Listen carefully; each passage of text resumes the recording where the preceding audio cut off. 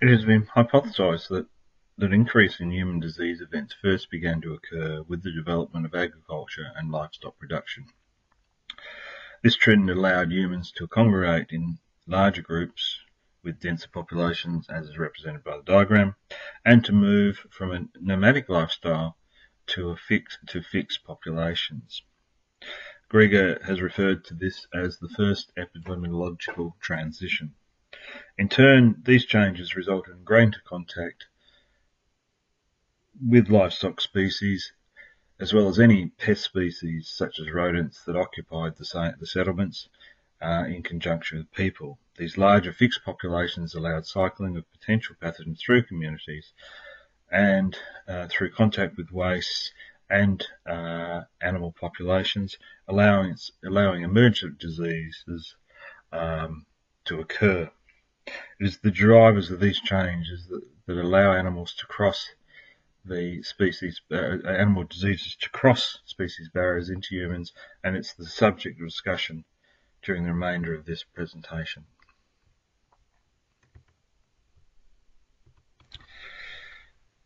I'll preface the following comment with the statement that there still continues to be debate about the origins of human diseases, but a number of authors that I read suggested that many human diseases can trace their origins back to close contact with livestock species. The following table lists a number of examples of human diseases and their livestock counterparts. For examples listed here are measles, which is theoretically originated from a rinderpest-like virus from sheep and goats. Smallpox, which is said to originate from camelpox in dromedary camels. The human influenza is thought to originate from avian influenza, and given recent events, that's quite understandable. And also the human plague is thought to have originated from a bacteria Yersinia pseudotuberculosis from rodents. Of course, humans still have contact with disease through their close association with infected livestock, and as well as pets, or virus infection in shearers caused by contact with sheep, toxoplasmosis spread by cats, infection of humans with Mycobacteria bovis through infected milk, and transfer of rabies, and the health risks associated, as well as the health risks associated with anthrax, are all examples of current animal zoonoses that we're at risk of, or people throughout the world are at risk of, through their contact with livestock species.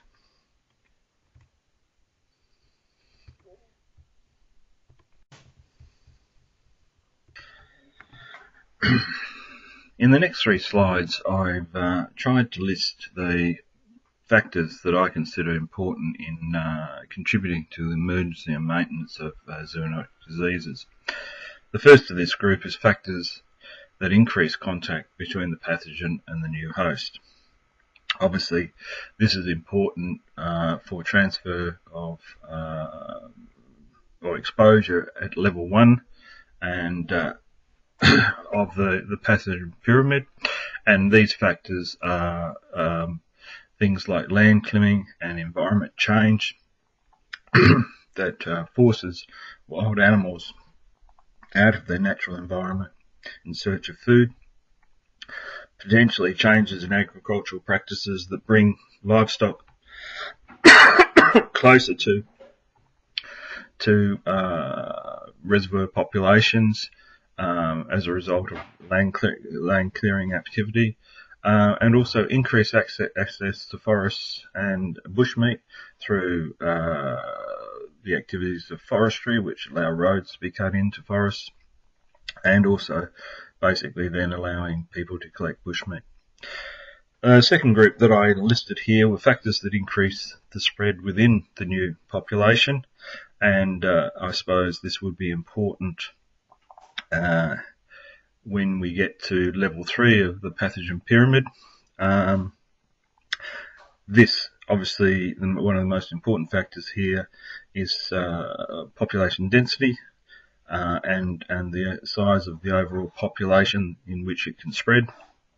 Part of that could be intensive livestock production, where livestock can act as a contributor to zoonotic diseases, or they can act as an intermediary in the transfer of zoonotic diseases to humans, such as the case of Nipah virus. Also, continuing stocking cycles, or production cycles, where there's no break, and therefore there is continuously a host available, can play a cycle in this, and where there is possibility for disease to cross between species, cohabitation of those two species may also play a factor. The third group that I had listed were any factors that would allow increase in geographic spread of the pathogen in question. Obvious examples would be movement of infected livestock, both domestically and overseas. Along with that goes the high frequency of travel around the world that currently occurs with people, and therefore the risks associated with people incubating disease. Moving between regions. With that sort of movement also goes the risk that this transport, either of animals, of people, or of cargo, can also take with it vectors of disease. And the final one listed here is climate change, where that climate change makes a new environment suitable for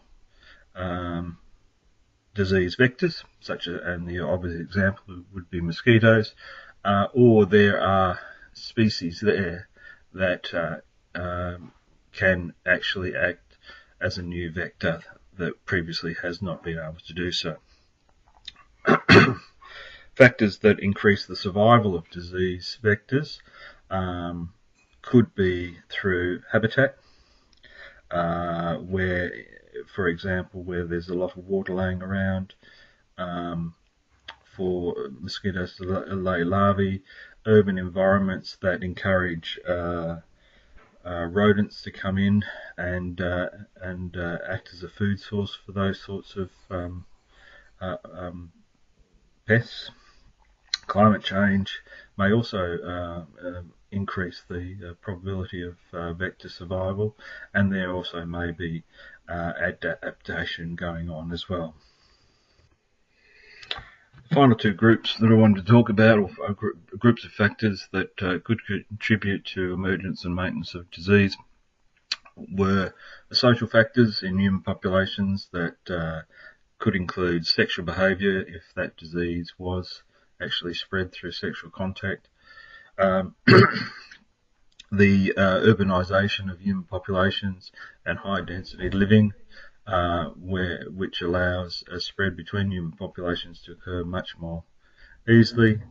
The urban populations also allow closer contact with pest species such as rodents, and also a lack of public services in some areas which may contribute to a delay in recognising a disease emergence and also contributing to its control. The final group that I had listed here were factors that lead to a change in genetic structure of the pathogen. This could be through genetic mutation, for example, changes to influenza that allows avian influenza to actually affect people. It could be a decreased immunity of the host. This is probably not a true genetic change, but for example, in AIDS patients, there is an increasing emergence of tuberculosis, and as a result of immunosuppression. There also may be pathogen adaptation, for example, in the case of antibiotic resistance, and also vector adaptation to chemical sprays that are used to control them.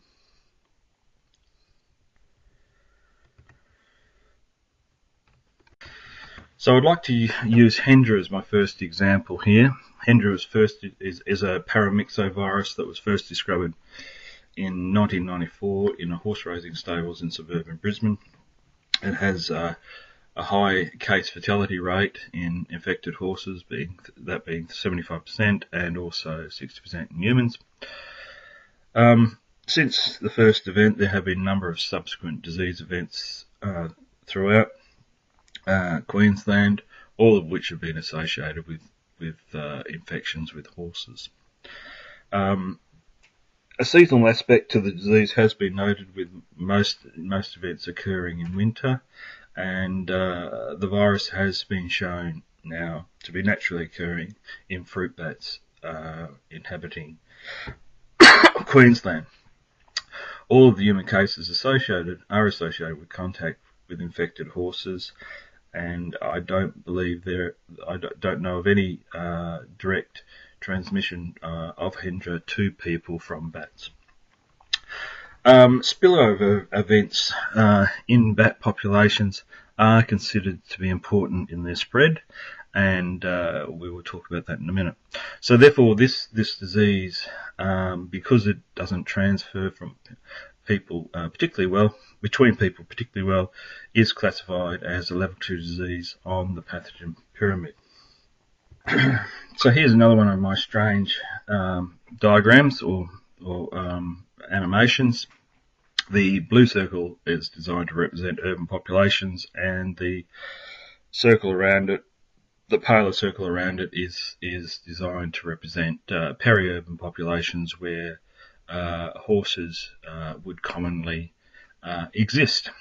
The green area is designed to represent the natural habitat of fruit bats, and basically what would normally happen is that the fruit bats would migrate up and down Queensland as local vegetation was flowering, and they would follow these food source corridors. With the loss of these food sources as a result of agriculture and land clearing, fruit bats would now tend to move into urban and peri-urban areas, to gardens where there is a regular supply of food, possibly of a lower quality than they would have gained in the wild, and they are tending to stay there longer. Therefore, they are in closer contact and more regular contact with human communities and their livestock, and this is where transfer is thought to occur, where the virus is shed onto pastures in urine below where the bats are roosting. The